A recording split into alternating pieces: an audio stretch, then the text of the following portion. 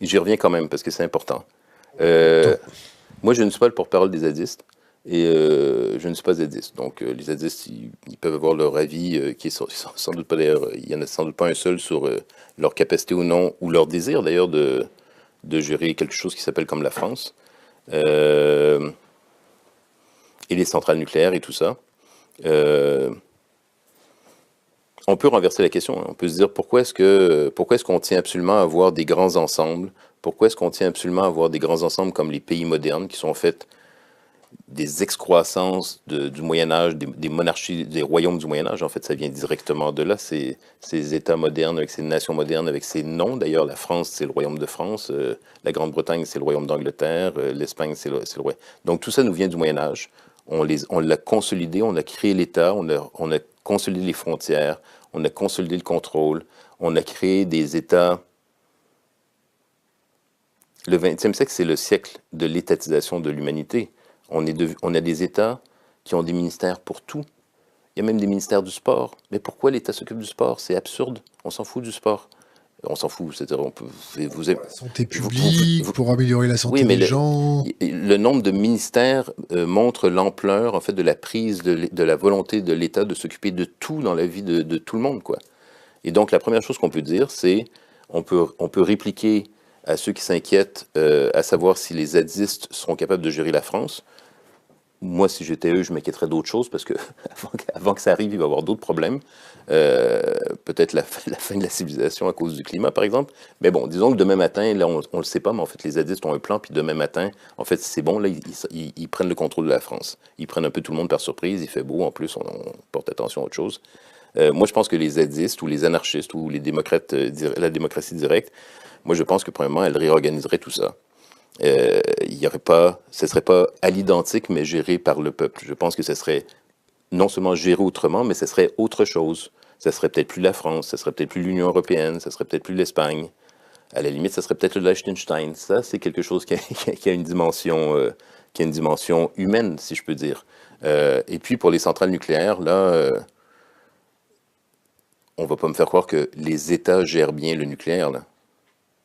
Ça, c'est pas un argument quand même, là. Comme les États, ils construisent du nucléaire et ils se foutent complètement de ce qui va arriver dans 100, 200, 300 ans. Ils coulent du béton, ils ferment les yeux, ils se disent, ouais, je pense que ça va tenir le temps que espérons peut-être nos enfants et nos petits-enfants, mais tout le monde sait que ça va craquer, ce truc-là. Tout le monde sait que tout le monde sait que c'est foutu. C'est pas, on va pas demander aux zadistes de sauver la planète là quand même là. Les zadistes, c'est des zadistes là. C'est pas des divinités toutes puissantes.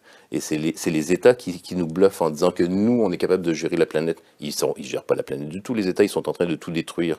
Donc moi, j'essaierai avec les zadistes. Ils ont l'air déjà plus sympathiques. Et puis en plus, ils font du très bon pain.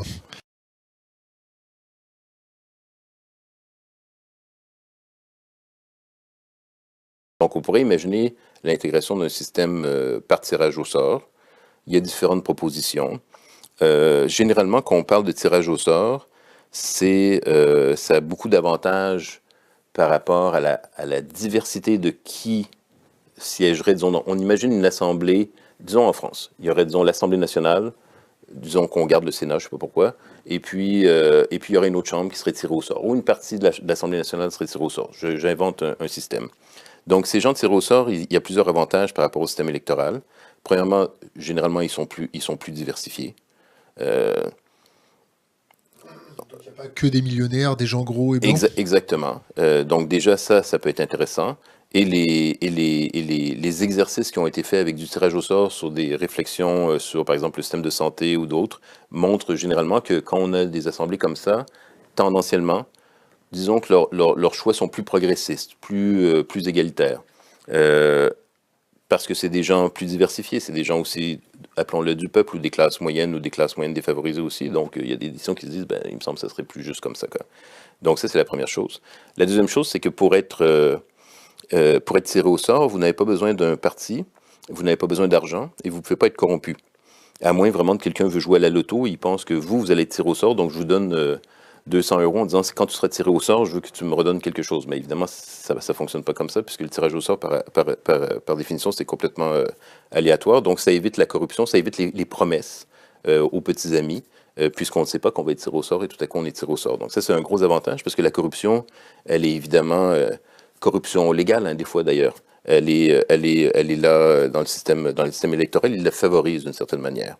Et puis, une fois qu'on est tiré au sort, les expériences qui ont été faites, parce que souvent la critique du tirage au sort, c'est ouais, mais là ça va être vraiment n'importe quoi, parce que généralement les gens, pas généralement, mais souvent les gens font vraiment confiance aux élites politiques en pensant que vraiment elles connaissent mieux que nous ce qui est bon pour nous dans tous les domaines. Je reviens au sport, à la guerre, à l'économie, à la culture, etc. Alors que moi je pense que les élites politiques, leur vraie spécialité, c'est de prendre le pouvoir. C'est là-dedans qu'elles sont bonnes, la preuve c'est qu'elles y sont. Et il y en a qui ont mis des années, des dizaines d'années de leur vie à arriver en haut. Là, ils en ont mis des efforts, ils n'y arrivent pas par hasard, donc ils sont bons là-dedans. Là. On va valer des sabres. Hein. Exactement. Et donc, après ça, est-ce que ça veut dire qu'ils sont bons pour réfléchir au système d'éducation ou de santé, etc. Je ne sais pas. Mais donc, nos gens tirés au sort, généralement, dans les modèles qui sont proposés, ils ne vont pas simplement s'asseoir et voter comme ça et prendre des décisions sur tout et n'importe quoi, n'importe quand.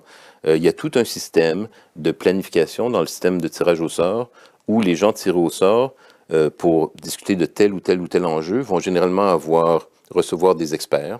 Généralement, on se dit il faut que ce soit des experts qui ont plusieurs points de vue, donc pas juste deux experts qui ont un point de vue. Ils vont pouvoir les contre-questionner, ils vont pouvoir s'informer, se documenter, faire des sous-groupes éventuellement, et finalement arriver à des décisions. Et comme je vous dis, les quelques enquêtes que j'ai consultées sur ce type de fonctionnement donnent généralement des politiques plus progressistes que le système électoral.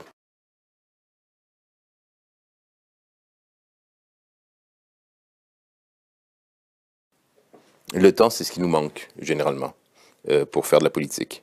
Et pour faire de la politique dans le bon sens du terme, pas pour mener une campagne. Et le manque de temps fait penser que, justement, les élections, c'est un bon système. Parce qu'en fait, c'est une fois tous les 4 ans. Et il n'y a rien de plus simple que d'aller voter. Ça peut prendre 5-10 minutes si c'est pas trop loin de chez vous et si la file n'est pas trop longue.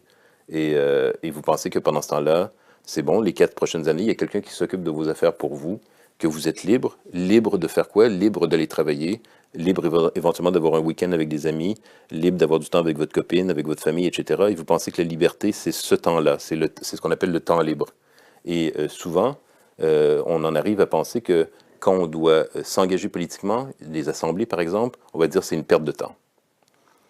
Et c'est décourageant qu'on pense comme ça, parce que c'est le moment où on fait de la politique, où selon moi on peut être vraiment libre politiquement, et libre politiquement, c'est-à-dire dans un cadre qui est encore très coercitif, mais où on est dans l'action politique ensemble, que souvent on pense qu'on perd du temps.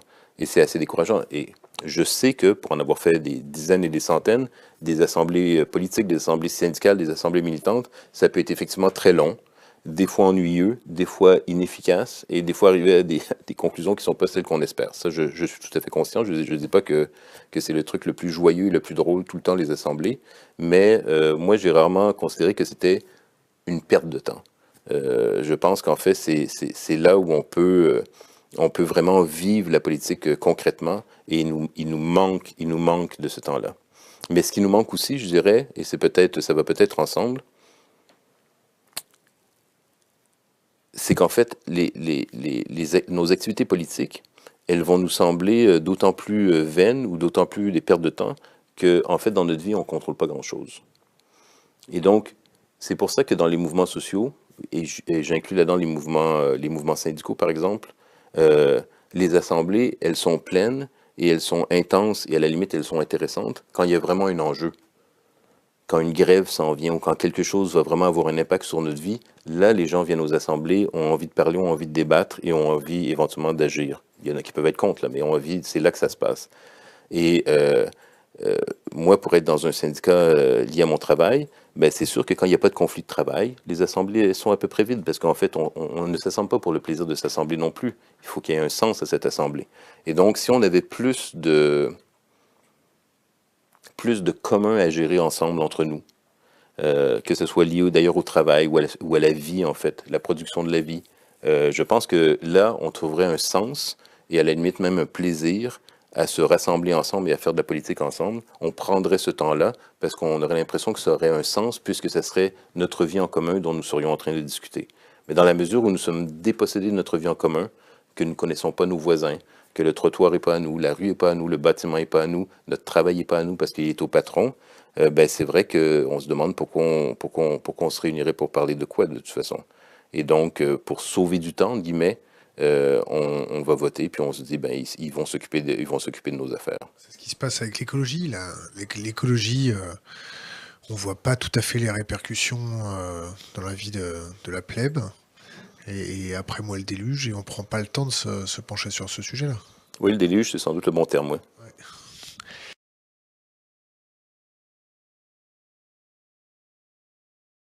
Ouais.